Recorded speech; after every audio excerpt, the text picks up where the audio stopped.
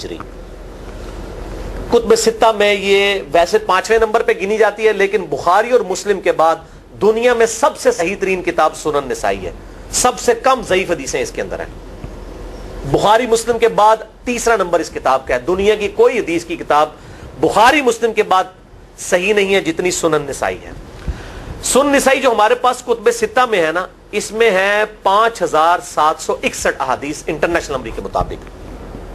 اور یہ ساری انٹرنیشنل کتابیں عربی میں، انگلش میں اور اردو میں ہماری ویب سائٹ اہلسنتپاک.com پہ فری اس کا PDF موجود ہے، آپ ڈاؤن لوڈ کر سکتے ہیں.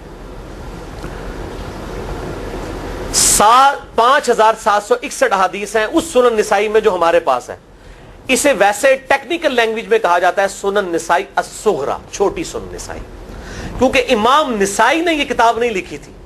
امام نسائی نے کتاب لکھی تھی سنن نسائی الکبرا، بڑی سنن نسائی، اور اس میں حدیث ہیں انٹرنیشنل نمبر کے مطابق 11770. بخاری مسلم سے بھی زیادہ حدیث ہیں اس میں. لیکن یہ امام نسائی کے ایک شاگرد تھے امام ابن السنی، انہوں نے اس کو مختصر کر کے نا چھوٹی کتاب بنا دیا، اور اب پبلک میں یہی چھوٹی کتاب مشہور ہے.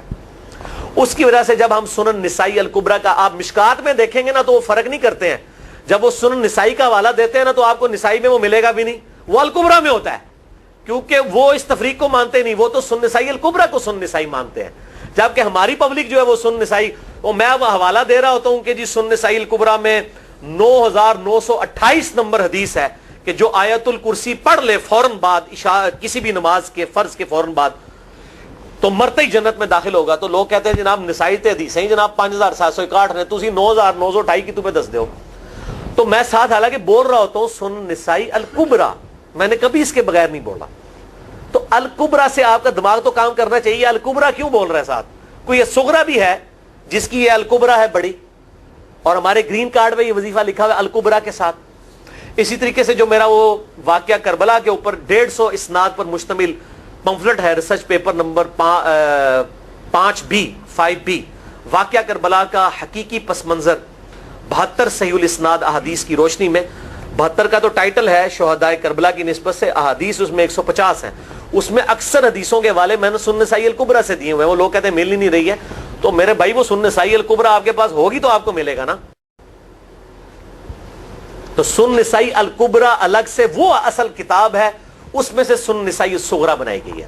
اسی سنن نسائی الکبرا کا چیپٹر ہے خصائص علی، جس میں 194 حدیث ہیں سیدنا مولا علی رضی اللہ تعالیٰ عنہ و علیہ السلام کی شان میں. امام نسائی نے ناسبیوں کے خلاف وہ کتاب کا وہ چیپٹر لکھا، وہ خصائص علی چیپٹر ہے سنن نسائی الکبرا کا. اس طریقے سے فضائل صحابہ بھی امام نسائی کی جو کتاب ہے وہ بھی اسی کتاب کا چیپٹر ہے. اسی طریقے سے عمل الیوم واللیلہ، صبح و شام کے جو اذکار ہیں وہ چیپٹر بھی اسی سنن نسائی الکبرا میں سے ہے. اسی میں یہ وظیفہ ہے کہ جو آیت الکرسی فرض نماز کے فوراً بعد پڑھتا ہے تو مرتے ہی جنت میں داخل ہوگا. میں نے اس کتاب کے اس چیپٹر کا حوالہ نہیں دیا، وہ الگ سے بھی چیپٹر چھپا ہوا ہے، جس طرح خصائص علی الگ سے ہے، فضائل صحابہ الگ سے ہے. خصائص علی تو ہمیں ہماری ویب سائٹ پہ بھی موجود ہے اہلسنتپاک.com پہ. فضائل صحابہ بھی اردو ترجمے اور تحکیم کے ساتھ چھپ چکی ہے. اور یہ عمل الیوم واللیلہ، دن رات کے جو اذکار ہیں، یہ بھی الگ سے عربی میں چھپی ہوئی ہے. تو میں اس کا حوالہ نہیں دیتا، میں سنن نسائی الکبرا کا کہتا ہوں 9928 آیت الکرسی کا وظیفہ. تو یہ سنن نسائی الکبرا کا میں نے حوالہ دیا ہے یا حی یا قیوم برحمتک استغیث 10492 صحیح طریق ہے. بعض اوقات کسی ایک کتاب میں ضعیف، ترمذی کا اس کا طریق جو ہے وہ ضعیف ہے، سنن نسائی الکبرا اور المستدرک للحاکم کا طریق جو ہے وہ بالکل صحیح ہے.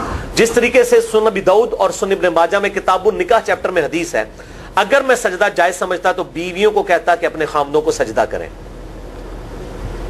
اس حق کے سبب جو اللہ نے ان کو دیا ہے. تو ابو داؤد اور ابن ماجہ کی روایت ضعیف ہے، اس میں شریک القاضی مدلس ہے اور ان سے روایت کر رہے ہیں، اور مدلس کی ان والی روایت سما کی تصریح کے بغیر ضعیف ہوتی ہے. لیکن ہم اس حدیث کو صحیح کہتے ہیں کیونکہ اس سما کی تصریح سنن البہیقی کے اندر موجود ہے الکبرا میں. تو ہم پھر اس کی بنیاد پہ کہتے ہیں چونکہ وہاں پر صحیح، لہذا اس کو ہم کہتے ہیں شواہد کی بنیاد پہ صحیح. یہ میں آپ کو ٹیکنیکل چیزیں بتا رہا ہوں، یہ وہ چیزیں جو آپ کے کئی وہ جو بڑے بڑے علماء پڑھ کے فارغ ہوتے ہیں ان کو بھی یہ باتیں نہیں پتہ ہوتی ہیں. وہ کہتے ہیں جناب آپ کتوں پڑھے ہو، اور میں کہنا پائی میرے آئنسٹائن تے نیوٹن کو کسی مدرسے تو پڑھنے کی ضرورت نہیں ہوتی. نیوٹن 8ویں کلاس ہی نسیا ہوا ہے، آج نیوٹن ہوتے PhD ہوتی فزکس تھی. مجھے غامدی صاحب کا جملہ یاد آیا، ان سے کسی نے پوچھا کہ یہ جو روایتی علماء ہیں اور مولانا مودودی آپ ان کو کیسے دیکھتے ہیں؟